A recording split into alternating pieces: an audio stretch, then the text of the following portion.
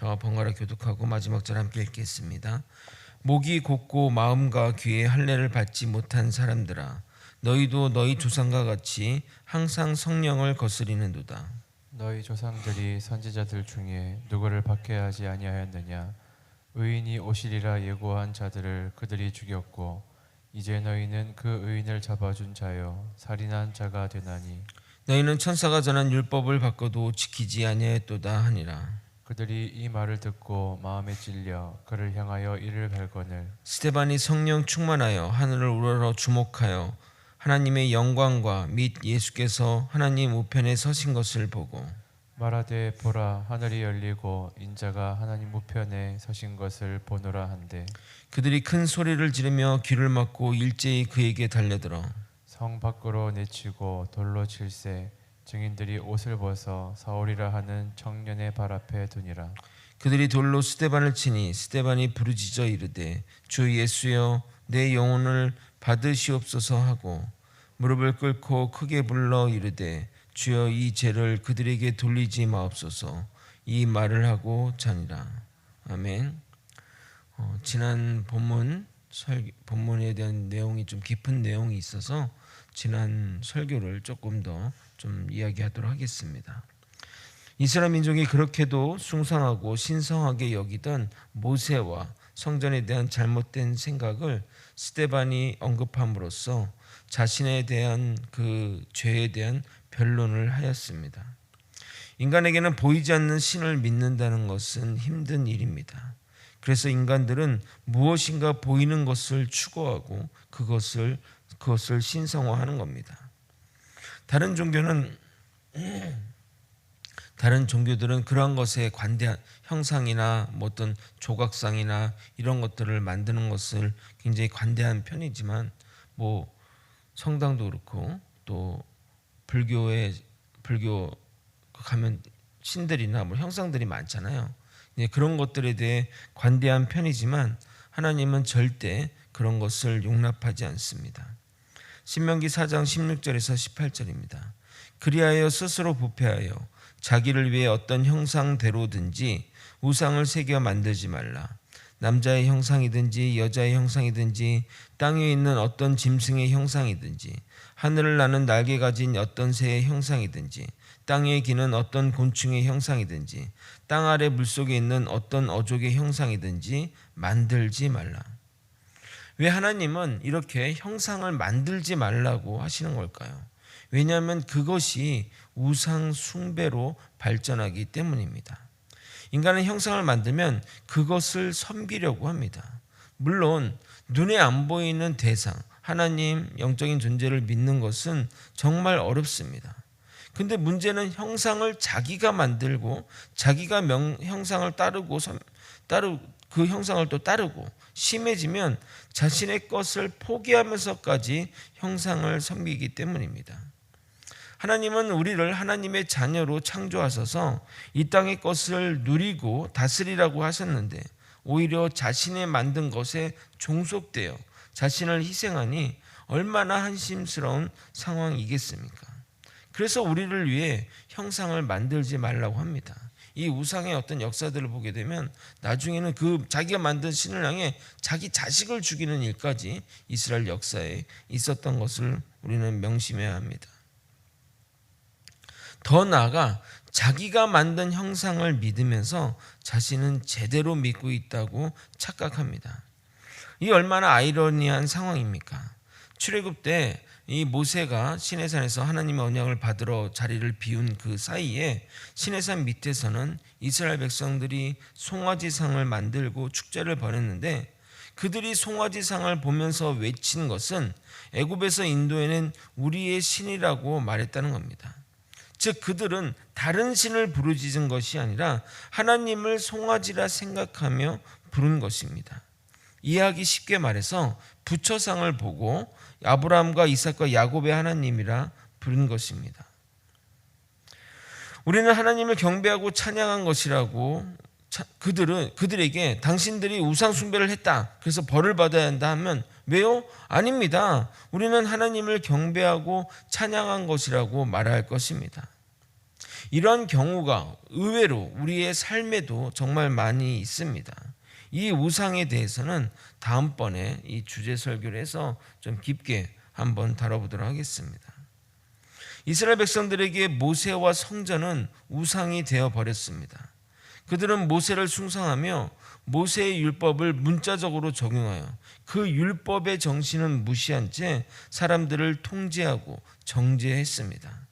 율법을 주신 목적과는 상관없이 문자적 율법을 따라 사람들을 판단하고 정죄하니 자신들은 계속해서 교만해지고 자신은 일반 사람들과 구별되게 보이려고 보이는 부분에 대해 외식하는 자들이 되는 겁니다. 처음부터 그들이 그런 것은 아닙니다.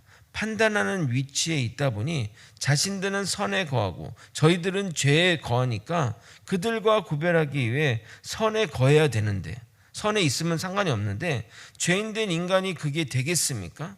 결국 그것을 감추기 위해 외식하게 되는 겁니다. 예를 들어 제가 여러분에게 믿는 자들은 술 담배를 하면 안 됩니다 라고 말했다면, 제가 그래놓고 제가 술 담배를 하면 됩니까 안 됩니까? 안 되죠. 근데 술 담배를 끊지 못하고 지금도 제가 술 담배를 하고 있다면 어떻게 해야 됩니까? 숨어서 몰래 해야죠. 그게 외식인 겁니다. 이해하시겠죠? 제가 술 담배를 하는 건 아닙니다. 그냥 예를 들어 좀 예를 한 겁니다. 그래서 예수님은 바리새인들을 외식하는 자라고 공식적으로 명명한 것입니다. 마태복음 23장 25절입니다. 화 있을진저 외식하는 서기관들과 바리새인들이여, 장과 대접의 겉은 깨끗하되 그 안에는 탐욕과 방탕으로 가득하게 하는도다. 처음에는 자신이 말하는 것과 자신의 행동이 다르니 처음에는 괴로웠을 것입니다. 그런데 이런 외식하는 것이 오래되다 보면 그때부터는 죄의식이 없어지고 그냥 한 몸이 되는 겁니다. 저는 그런 목회자나 종교인들을 너무나도 많이 보았습니다.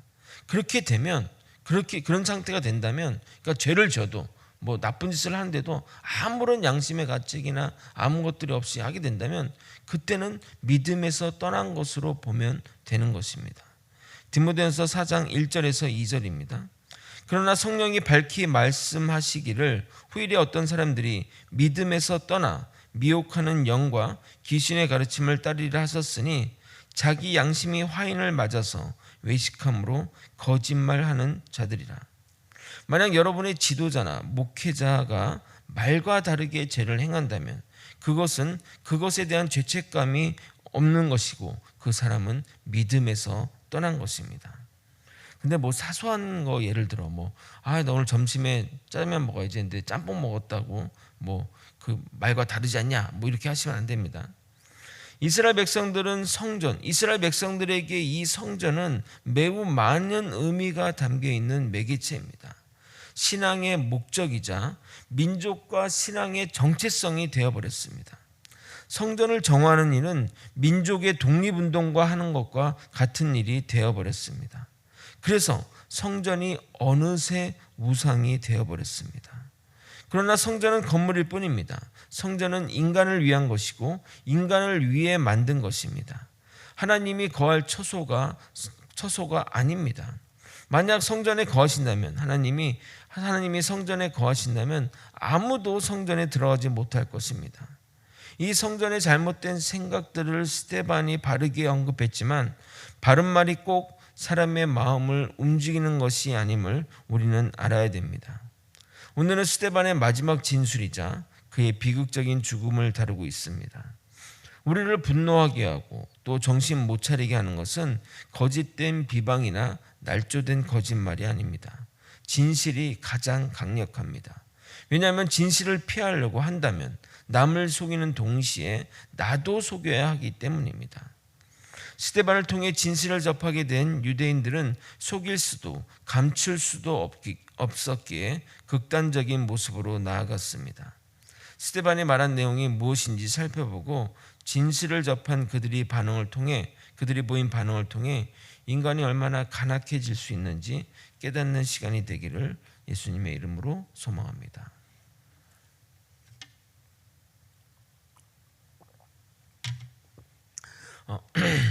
51절부터 53절은 공회원과 종교 지도자 및 율법적 유대인들에게 대한 스데반의 책망입니다. 저는 이 책망만 없었다면 스데반이 죽지 않았을 것이라 생각합니다. 그의 말이 틀린 것은 아닌데 적절하지 않았다고 생각합니다. 왜냐하면 지금 모인 사람들은 스데반을 심판하기 위해 모인 사람들이고 적개심을 가지고 있는 사람들인데 이렇게 책망을 하게 되면 누가 봐도 분노하는 것이 당연합니다. 물론 그의 말이 틀린 것은 하나도 없습니다. 그러나 그의 사회적 위치나 연륜이나 모든 면에서 연소한데 이런 발언을 하게 되면 극단적인 반응을 보이는 것이 당연합니다. 물론 그런 행동을 했던 유대인들이 잘했다는 것은 절대 아닙니다. 조금만 부드럽게 말하던가 아님 이 3절만 말하지 않았다면 죽음이라는 비극적인 결론이 나오지 않지 않았을까 하는 안타까운 마음으로 말씀드리는 겁니다. 51절부터 53절을 여러분이 한번 읽어보도록 하겠습니다. 함께 읽겠습니다. 시작. 목이 곱고 마음과 귀에 할례를 받지 못한 사람들아, 너희도 너희 조상과 같이 항상 성령을 거스르는도다. 너희 조상들이 선지자들 중에 누구를 박해하지 아니하였느냐? 의인이 오시리라 예고한 자들을 그들이 죽였고 이제 너희는 그 의인을 잡아준 자여 살인한 자가 되나니 너희는 천사가 전한 율법을 받고도 지키지 아니하였도다 하니라. 스데반이 고발한 내용은 이 세절 안에 고발한 내용은 세 가지입니다. 첫 번째는 성령을 거스렸으며 두 번째는 선지자와 의인을 박해하였고 그 중에 예수 그리스도도 박해하여 죽음으로 몰고 갔다고 얘기하고 있고 세 번째는 율법을 지키지 않았다는 것입니다. 그런데 그들을 부르는 호칭이 매우 자극적입니다. 목이 곱다는 것은 자기 욕심으로 완고하고 고집이 세다는 의미입니다. 할례는 이스라엘 민족의 정체성입니다. 그런데 마음과 귀에 할례를 받지 못했다는 것은 이방인이라는 의미입니다. 이방인을 개돼지 취급하는 정통파 유대인들에게 너희가 이방인이라고 하는 것은 정말 모욕 중에 모욕입니다. 거기다가 52절에는 이렇게 얘기하죠. 너희가 살인자라고까지 이야기한 것입니다. 결국 이러한 고발은 그들의 극단적인 그 분노를 일으키게 됩니다. 54절입니다.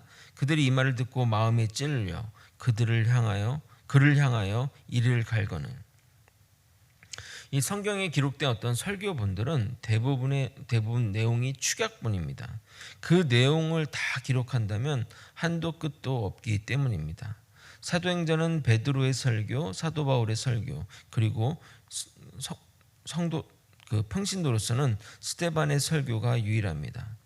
기록된 부분을 말로 이렇게 진술한다면 3분 아니면 4분 정도에 맞춰질 설교입니다. 모두 다 그렇게 짧게 설교할 리는 없지 않습니까? 그래서 축약본이라고 말하는 겁니다. 그런데 그 중에 누가가 스데반의 설교를 매우 길게 그리고 자세히 기록한 이유는 그의 논증의 탁월함 때문입니다. 그의 설교는 지금 공회에 있는 자들뿐만 아니라 유대교 율법과 성전에 갇힌 자들에게 들려줄 필요가 있었기에 자세히 기록한 것이라 생각합니다. 그러나 탁월한 설교에도 불구하고 그의 비참한 죽음은 막지 못했습니다. 아무리 권위 있고 탁월한 설교일지라도 듣는 이의 상태에 따라 거부되어질 수 있고 더 나아가 그 메신저를 공격하는 일이 벌어지기도 하는 것입니다. 예수님의 설교가 항상 그랬습니다. 예수님의 말씀이 선포되고 나면 대적들은 어떻게 예수님을 잡을까, 예수님을 죽일까 논의했습니다. 그러므로 말씀으로 듣고 변화되어 주님 앞으로 나오는 것은 주님의 역사이듯이 그들이 극단적인 반응을 나온 것도 주님의 역사라 할 수 있습니다. 이 중차대한 시점에 스데반은 하늘을 우러러보았고 하늘 보좌에 있는 하나님과 하나님 우편에 서신 예수님을 성령의 조명함 가운데 보게 되었습니다. 아마도 이 장면은 이제 곧 하늘로 올라갈 그를 맞이하려는 하늘의 징조인 것입니다. 하나님이 이제 그래 스데반 수고했다. 내가 너를 기다리고 있다. 이런 정말 대단한 축복의 어떤 순간이라고 할 수 있는 것입니다.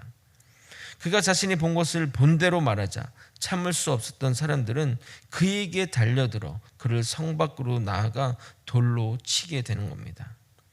유대인들은 자신들이 죽인 예수가 하나님과 동등한 위치에 서 있다는 말을 인정할 수도 없으며 믿을 수도 없는 이야기입니다. 아마도 그들은 스데반이 거짓말로 사람을 미혹한다고 생각했던 것이고 이런 신성 모독적인 발언에 참아서는 안 되는 겁니다. 결국 비극적인 결말로 이어지게 됩니다.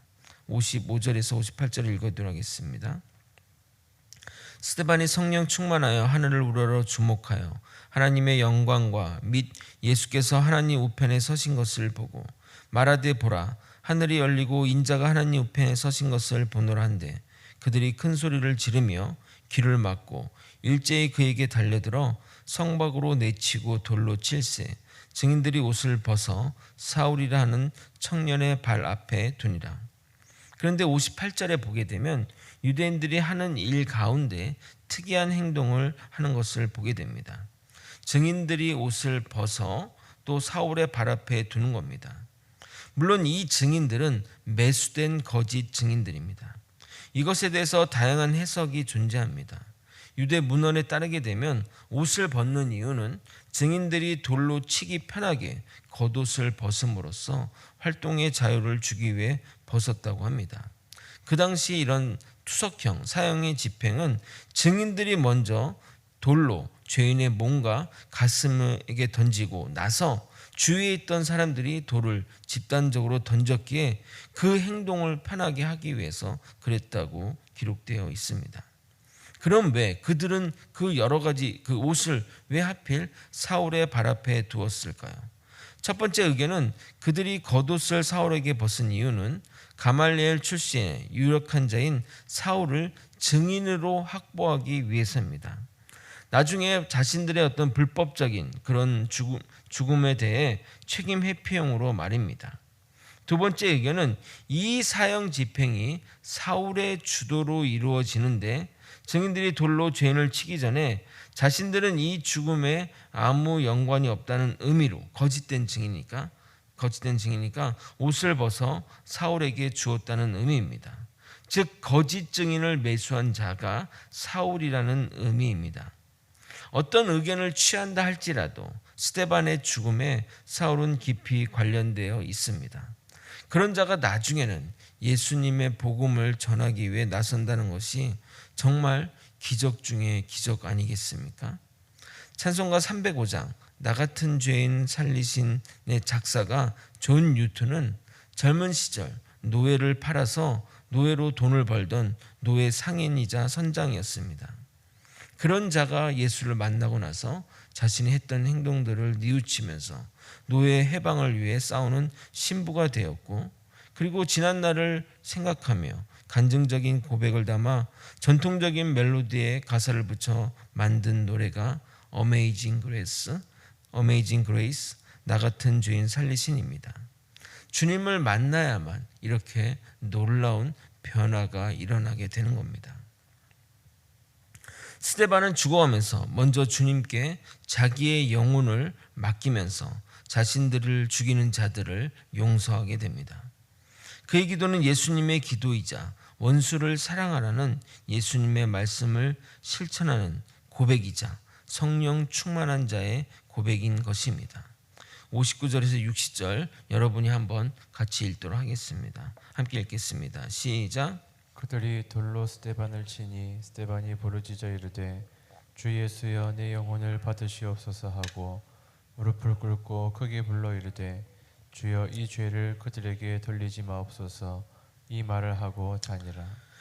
그의 이 고백이 정말 오랜 여운으로 남는 것 같습니다. 우리의 죽음도 그리고 우리의 마지막도 이렇게 되길 소망합니다. 주의 사랑 안에서 용서하지 못할 원수가 하나도 없습니다. 주의 사랑으로 서로 사랑하며 사랑을 실천하며 먼저 나아가 화해하고 용서하는 주의 사람들이 되기를 예수님의 이름으로 소망합니다. 말씀을 정리하겠습니다. 스데반이라는 한 청년의 죽음을 보면서 많은 생각을 하게 됩니다. 그는 거대하고 집단적인 종교 집단의 우상 숭배에 맞서 예수님과 자신을 변론하고자 했지만 계란으로 바위치기처럼 처절하게 죽어가야 했습니다. 그는 죽었지만 그의 정신은 여전히 남아 우리에게 이야기하는 것 같습니다. 스데반은 죽음의 순간에도 예수님의 사랑을 실천했고 그의 사랑이 많은 이들을 주님의 품으로 돌아오게 하는데 큰 역할을 했습니다. 오래 살고 짧게 죽는 것이 중요한 것이 아니라 그 기간 동안 어떤 삶을 살았느냐가 중요합니다. 평생 주님의 뜻과 상관없이 오래 사는 것보다 짧더라도 주님의 뜻 안에서 사는 것이 정말 아름다운 삶인 것입니다. 주님의 말씀대로 진리대로 선포하고 말씀대로 살아내어 주님의 영광을 돌리는 삶을 살아내는 저와 여러분이 되시길 예수님의 이름으로 소망합니다. 기도하시겠습니다. 스데반의 죽음을 통해 우리의 삶을 돌이켜봅니다. 아버지, 우리가 이 땅의 삶을 어떻게 살아야 될까요? 스데반이 남긴 그 정신을 받들어 생각하며 예수님의 그 사랑을 실천하는 우리 모두가 될 수 있도록 이끌어 주시옵소서. 아버지, 날씨가 많이 추워졌습니다. 우리 거제 소망교회 성도들 건강하게 지켜주시고 예배 가운데 하나님의 한량없는 은혜를 허락하여 주시옵소서. 사랑이 많으신 예수 그리스도 이름으로 기도드렸나이다. 아멘. 주님이 가르쳐